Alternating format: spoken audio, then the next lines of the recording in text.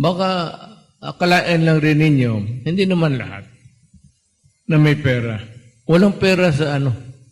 Mauubos talaga sa pangangailangan ng tao. Kasi hindi lahat na referrals na may sakit ito, sakit doon, merong karamihan yung most of kasi yung maipadala mo sa ospital, sa regional, sa provincial, madali yun. Ba't po yung magpunta sa opisina mo tapos magpresenta ng resita ng cancer and other ailments na hindi available doon sa programa mo sa opisina for medical expenses, iyan ang mahirap. Kaya minsan, ang akala talaga ng karamihan, the perception is, baka akala nila talaga nagnanakaw yung mayor pati governor. As a matter of fact, ano yan sila yung ipit sa karamihan ng problema ng bayan na wala sa budget, either for social services or wala, out of the blue, mga cancer treatments, kung ano-ano, yung hindi makauwi na gustong umuwi, hindi mailagay mo sa budget yan eh. And even if you have the discretionary fund, now I tell you now because I am retired, nakikita naman nyo ang sitwasyon ko.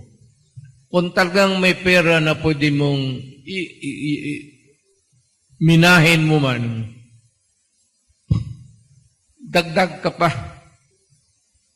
Baski may pera sa gobyerno, kung talagang if you want to solve the problem of humanity once you are in public office, kulang pa yan. Dagdag ka pa dyan. Pati na yung sweldo mo. Kasi government can only appropriate 300,000 discretionary fund, kung ano-ano. Specific yan. But outside yung hospitalization, assistance and all, pag hindi nakuha yan, yung medisina wala sa ospital, hindi nakukuha yan sa bulsa ng tao. And most of the cancer, gano'n, walang, basi kayo sa gobyerno, matagal naman kayo. May mga line expenses ba nakalinya dyan for cancer patients for the second, third, and first? Wala.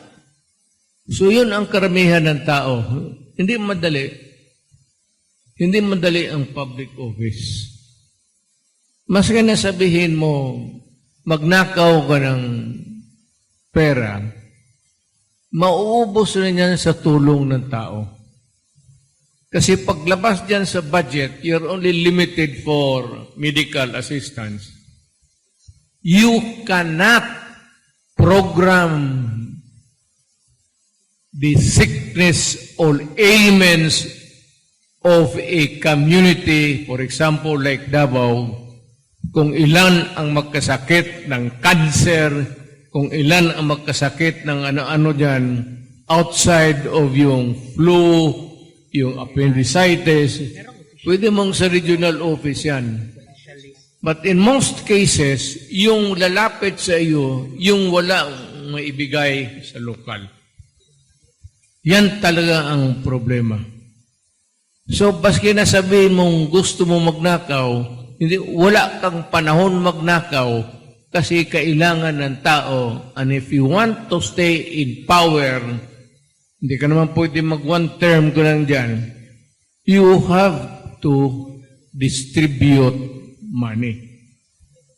At pag wala na yung public funds at yung mga milyonaryo, then you have to shell out. Yun ang experience. Paniwala ako, galing ako dyan. I've been mayor for about almost 26 years.